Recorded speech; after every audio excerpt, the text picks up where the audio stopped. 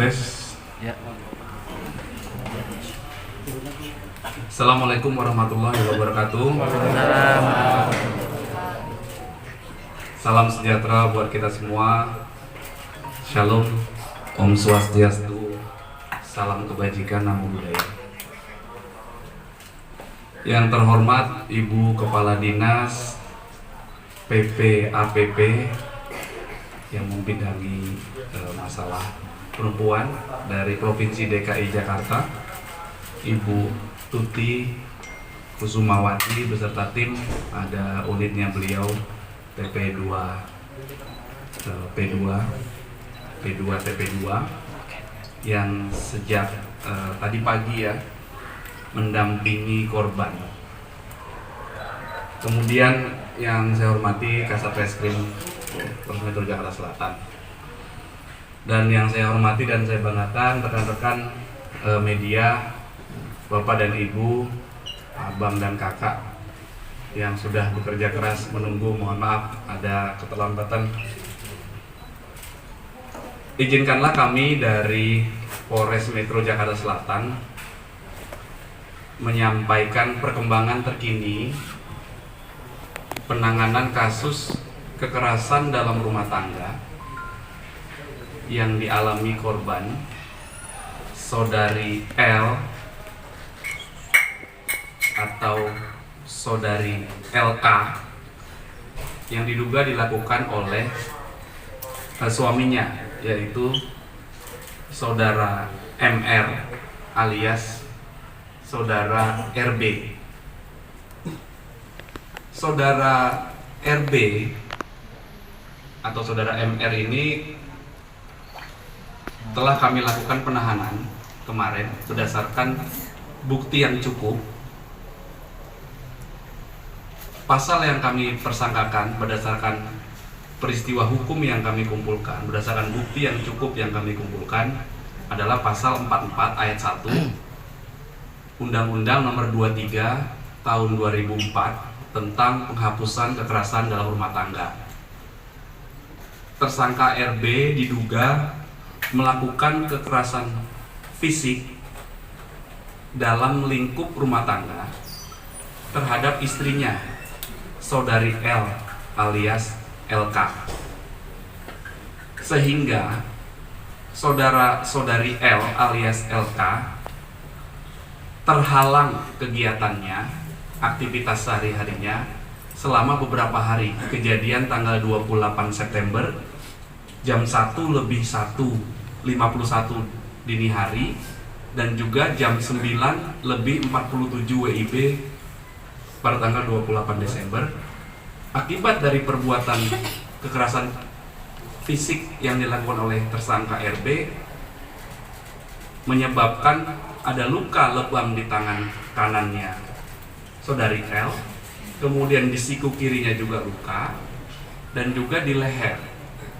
Karena perbuatan yang dilakukan oleh tersangka RB adalah mendorong korban hingga jatuh, kemudian menyeret korban dengan kedua tangannya, kemudian menjatuhkan korban ke kasur, dan yang terakhir adalah mencekik korban dengan kedua tangannya. Sehingga keesokan harinya tanggal 29 sampai dengan tanggal 3 Saudari L dirawat di rumah sakit dan terhalang aktivitas kegiatan sehari-harinya selama kurang lebih 6 hari. Berdasarkan bukti yang cukup tersebut, kemarin kami melakukan penahanan, kemudian rekan-rekan juga sudah kami lakukan press release,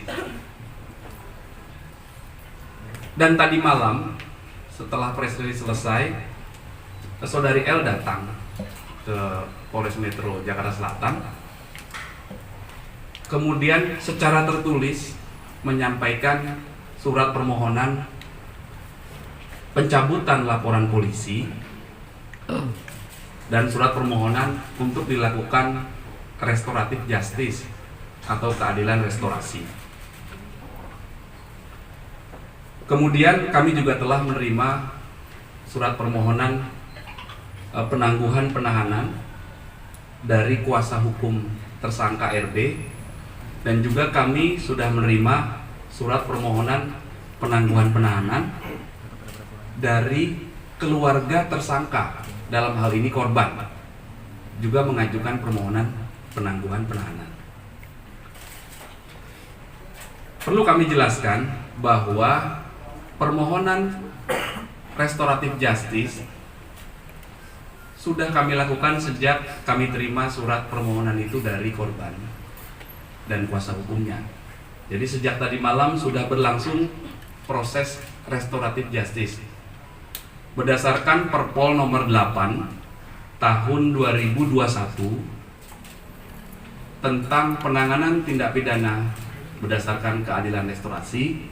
Maka kami harus melakukan proses pemenuhan persyaratan material dan juga persyaratan formil agar restoratif justice itu bisa tuntas. Perkembangan proses restoratif justice juga melibatkan dari TP2 P2A dari Dinas Perempuan di provinsi.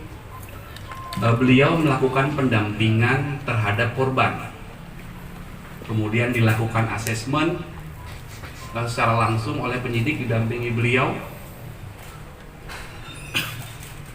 Yang kami dapatkan bahwa tidak ada tekanan, bahwa korban mencabut laporannya atau bermohon restoratif justice tanpa tekanan. Namun dalam proses pemenuhan restoratif justice itu masih ada beberapa persyaratan formil dan material yang belum terpenuhi, sehingga setelah ini proses restoratif justice masih akan terus kami lakukan.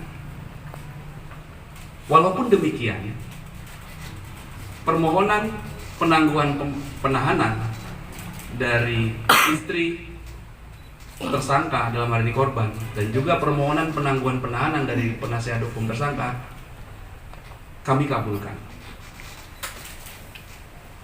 sehingga nanti setelah ini kami akan melakukan penangguhan penahanan, proses penangguhan penahanan. Ada kewajiban berdasarkan pasal 31 ayat 1 KUHP yang harus dilakukan oleh tersangka yang dikabulkan permohonan penangguhan penahanannya, yaitu wajib lapor. Jadi tersangka RB nanti setelah ditangguhkan tetap harus melakukan kewajibannya untuk wajib lapor, dan proses penyidikannya masih berlangsung. Di samping proses restoratif justice juga masih berlangsung. Kenapa proses restoratif justice masih berlangsung? Kami ulangi lagi, karena persyaratan material dan persyaratan formil dari proses restoratif justice belum terpenuhi. Apa itu? Kemudian pada kesempatan yang baik ini tentunya kami ingin memberikan himbauan kepada masyarakat bahwa kita harus kembali kepada tujuan hukum, yaitu adanya keadilan, kemanfaatan, dan kepastian hukum. Penegakan hukum yang kami lakukan sesuai asas dan tujuan dari Undang-Undang Nomor 23 Tahun 2004 tentang penghapusan kekerasan dalam rumah tangga. Asas dan tujuannya adalah pengembalian keharmonisan keluarga. Tapi undang-undang ini juga punya tujuan untuk mencegah agar perbuatan kekerasan dalam rumah tangga ini tidak terjadi lagi. Dan undang-undang ini juga punya tujuan untuk menindak para pelaku kejahatan kekerasan dalam rumah tangga. Artinya kedua belah pihak diayomi dan dilakukan tindakan proporsional. Yang menjadi korban dilindungi, yang melakukan tindak pidana juga ditindak berdasarkan perbuatan pidana yang dilakukan oleh dia. Sehingga dampak atau implikasi preventifnya juga harus ada. Perlu kami tegaskan bahwa apabila orang melakukan, siapapun yang melakukan tindak pidana kekerasan dalam rumah tangga dan dilaporkan kepada pihak kepolisian, itu pasti akan diproses sesuai dengan peraturan dan ketentuan undang-undang yang berlaku. Sehingga kami sampaikan, bagi yang belum melakukan tindak pidana kekerasan rumah tangga, mohon hati-hati. Sehingga apabila kita melakukan tindak pidana kekerasan dalam rumah tangga, itu dapat dipidana berdasarkan pasal pidana yang diatur di Undang-Undang Nomor 23 Tahun 2004 tentang penghapusan kekerasan dalam rumah tangga. Ini perlu kami sampaikan agar pencegahan kejahatan itu terjadi dalam lingkup rumah tangga. Apakah kepala keluarga yang melakukan kepada anggota keluarga, kepada asisten rumah tangga, dalam lingkup rumah tangga, ini ada sanksinya. Nah, inilah dampak implikasi preventif ini harus kami sampaikan. Di sisi lain ada juga kepentingan negara untuk menuntut bagi siapapun yang melakukan kekerasan dalam rumah tangga. Kemudian yang selanjutnya kami mengaturkan terima kasih kepada Ibu Tuti Kusumawati beserta tim dari Dinas PPAPP Provinsi DKI Jakarta yang telah membantu kami dalam mekanisme restoratif justice. Dan perlu rekan-rekan ketahui bahwa keadilan restorasi atau restoratif justice ini harus murni inisiasi dari kedua belah pihak, yaitu pihak korban dan pihak pelaku. Tujuannya adalah bukan untuk melakukan pembalasan atau pemidanaan, tetapi tujuannya adalah untuk pengembalian kepada kondisi semula, keseimbangan antara kebutuhan korban dan juga hak pelaku juga diperhatikan.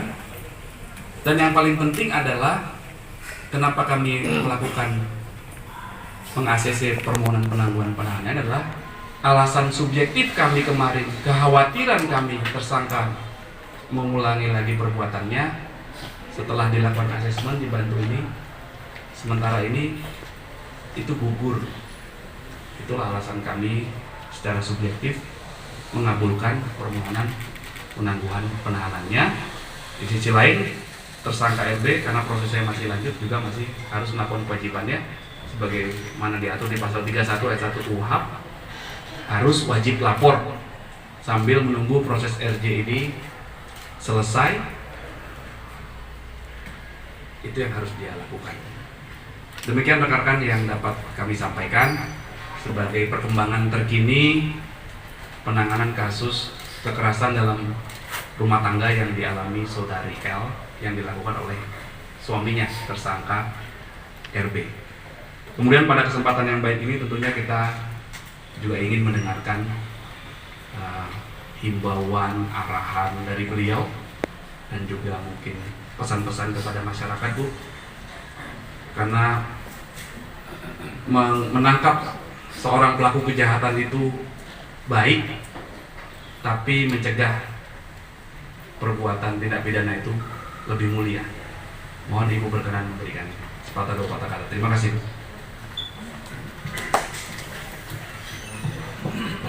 Baik, terima kasih Pak Kapolres. Bismillahirrahmanirrahim. Assalamualaikum warahmatullahi wabarakatuh. Selamat malam, salam sejahtera untuk kita semuanya, Pak Kapolres, Pak Kasat, dan juga Bapak Ibu, teman-teman sekalian media yang saya hormati. Pada malam hari ini kami dari Dinas Pemberdayaan Perlindungan Anak dan Pengendalian Penduduk Provinsi DKI Jakarta hadir memenuhi undangan di sini untuk bersama-sama menyampaikan pesan-pesan kepada masyarakat. Artinya hal yang sekarang ini kita hadapi tentu menjadi hal yang sudah sangat luas liputan medianya, Pak Kapolres, kita semua menyadari itu. Jadi berdasarkan permohonan dari dari pihak Polres Jakarta Selatan kepada salah satu unit yang ada di Dinas PPAPP ini, yakni yang bernama UPT P2TP2A. Ini kami diminta untuk melakukan pendampingan karena memang penanganan korban tindak kekerasan baik terhadap perempuan maupun terhadap anak itu dilakukan dengan bersama-sama antara kepolisian juga dengan P2TP2A, dan ini SOP-nya sudah sangat terjalin dengan sangat baik. Bahkan antara Polda Metro Jaya yakni Pak Kapolda dengan Gubernur DKI Jakarta juga sudah memiliki MOU dalam hal itu, yang sebenarnya kita lebih banyak menekankan untuk promotif preventif ya Pak ya, agar tindak kekerasan semacam ini tidak terjadi. Dan tadi Pak Kapolres sudah baik sekali menghimbau bahwa mencegah itu jauh lebih mulia, dan pencegahan itu tidak bisa dilakukan oleh kita saja, pemerintah, kepolisian, tapi kita semua melakukan pencegahan. Nah, apabila sudah terjadi tindak kekerasannya, maka undang-undangnya jelas dan tegas mengaturnya, baik korban maupun pelaku.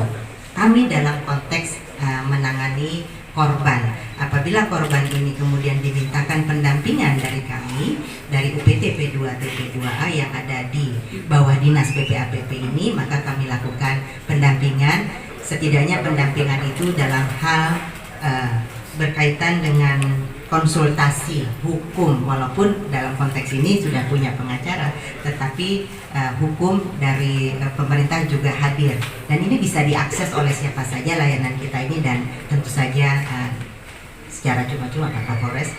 Selain itu juga kita